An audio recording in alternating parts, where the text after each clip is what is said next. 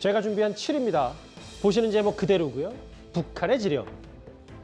저희가 2달 전쯤에 국정원과 경찰청이 민노총 사무실과 관계자들 압수수색한 일 다 기억하실 겁니다. 당시 민노총의 반발이 상당히 거셌었는데요. 근데 정보 당국이 다수의 북한 지령문을 뒤늦게 확보한 걸로 뒤늦게 알려졌습니다. 윤석열 정권은 공안 탄압 즉각 중단하라! 관계자 내려오면 동행이 내려오면 들어갈 수 있어서 왜 막는 거예요? 아니 왜 막아? 들어오라는데 여기 그냥 이거 동행을 막는 거 아니에요 지금? 다쳐, 아이고 밀지 마요 맨날.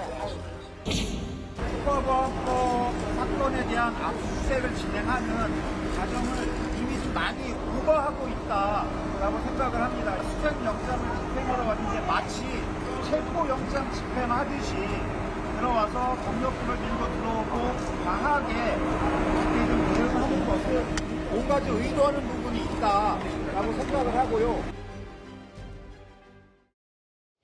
지령문을 발견했다. 압수수색 과정에서. 문화일보 보도에 따르면 이 지령문 내용은 이렇습니다. 각종 시민단체들과 연대해서 윤석열 정권 퇴진과 탄핵 분위기를 조성하라. 근데 저희가 지난 1월에 이 뉴스를 할 때 때가 어느 때인데 지금 간첩이야라는 얘기를 저도 했던 말이 기억이 나는데 그렇죠. 근데 실제로 지령문에 이게 있었다. 어떻게 저희가 받아들일까요? 그러니까 당시에 이제 민주노총 지금 현재 이 정동에 그 민주노총 사무실이 있는데요. 그때 당시에 그 경찰과 국정원이 동시에 이제 압수수색을 했을 때 저렇게 극렬하게 막았었습니다. 그때 당시에 이 국정원이 상당 부분의 어떤 자료를 확보를 했고 그 자료에 대한 분석을 거의 마무리했다라고 알려지고 있습니다. 근데 그걸 자료를 분석해 보니 굉장히 놀랄만한 내용들이 거기에 상당히 있었다는 거죠. 북한으로 내려온 지령 같은 이런 이야기들, 또 충성 맹세문이라든지, 그다음에 그 김정은의 생일에 보낸 이 맹세문이라든지 이런 것들이 다량으로 민노총 사무실에 보관돼 있었다라는 것이 지금 국정원 측의 이야기입니다. 참 놀라운 일입니다. 왜 저렇게 막았는지 이제야 조금 이유를 느낄 수 있다는 생각이 드는데요. 왜냐하면 그동안 민노총 같은 경우는 여기에 그 압수할 경우에 결사적으로 막았습니다. 그래서 제대로 이루어진 적이 없어요. 당시도 보시면 알겠지만 제가 듣기로는 국정원 당시의 요원들이 진짜 목숨을 걸고 들어갔다는 이야기도 있습니다. 왜냐하면 저렇게 많은 경찰이 동원됐고 민노총에서 격렬하게 방해하기 때문에 그 방해를 뚫고 압수를 한다는 것은 보통 결단이 아니면 못하는 상황이었거든요. 예전에 아시겠지만 민노총 같은 경우에 그 위원장을 연행할 때도 저기 들어가기 위해서 경찰이 어마어마하게 동원된 적이 있습니다. 그렇다 보니 본인들은 아마 거기가 안전하다고 생각했던 것 같습니다.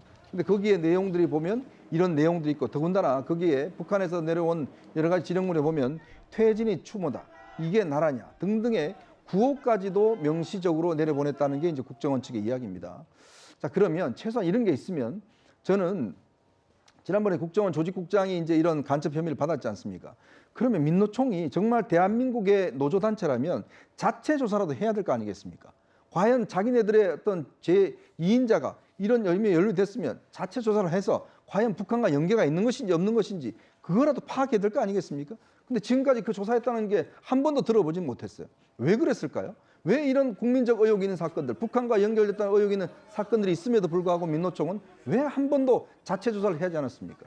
더군다나 나니까 이제 공안 탄압이다 이야기를 하는데 알겠습니다. 공안 탄압의 이야기 주장하려면 먼저 스스로 한번 조사해 보십시오. 물론 뭐 조금은 짚어봐야 될 게 이 국민이 죽어간다, 퇴진이 추모다, 이게 나라냐, 이 구호가 다 100% 북한의 지령 때문에 이 구호를 썼다고는 할 수는 없어요. 다만 국정원과 경찰이 압수수색하는 과정에서 지령문에 이런 내용이 있었다.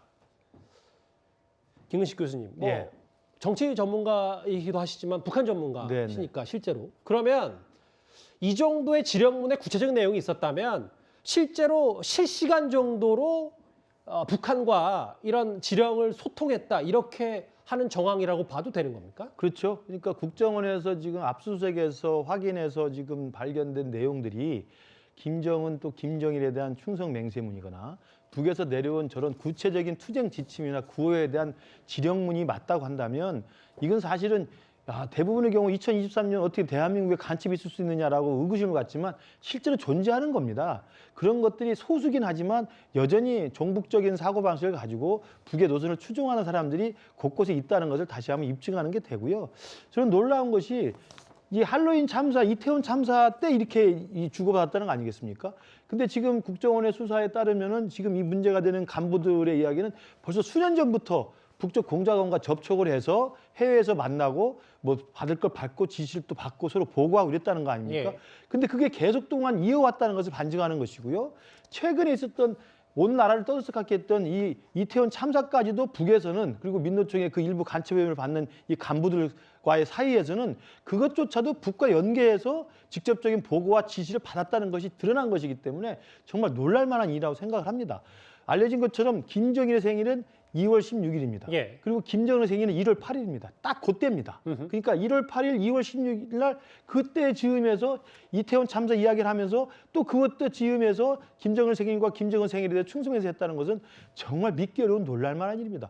저는 이현정 의원님 말씀하신 것처럼 정말 민노총이 대한민국의 노조로서의 어떤 중앙 조직으로서의 자기 예. 위상을 다시 확인하고 싶다면 이런 부분에 대해서는 극소수로 하더라도 잘라낼 건 잘라내고 도려낼 건 도려내고 정리할 건 정리해야 된다. 이것을 어떻게 노동 탄압이라고 이끌어가는 건지 국민들이 납득하기 어려울 것이다 생각합니다. 근데 물론 이게 어느 수준까지 지령문을 누가 얼마나 받았고 이 부분은 좀 더 국정원과 경찰의 추가 수사로 알려져야 되겠죠. 밝혀져야 되는데. 근데 이게 이제 민노총은 이제 조작된 공안 사건이라고 하는데 조작이라는 표현을 썼거든요. 이 지령문에 대해서. 저희가 어느 수준까지 좀 민노총의 입장을 좀 받아들이면 될까요? 근데 사실 지금 보도된 걸로만 만약에 이 사안을 판단하게 된다면 사실 민노총의 주장에 공감하기보다는 어쨌든 간첩 활동을 한 사람들이 존재한다라는 사실을 부정하기는 어려워 보이는데요. 예.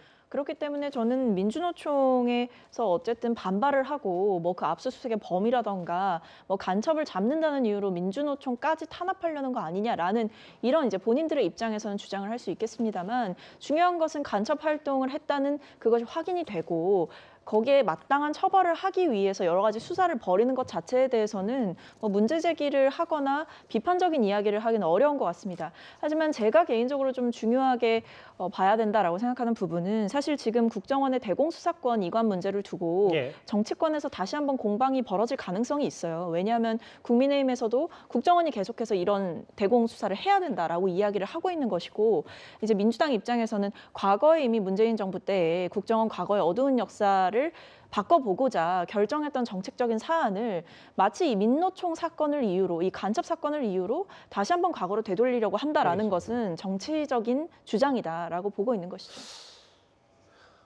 2달 전에 민노총 압수수색 과정에서 있었던 북한의 지령문 얘기 뭐 다소 좀 충격적인 내용들도 있는데요. 그 관련 내용들 새로 들어온 이슈 중심으로 하나하나 살펴봤습니다.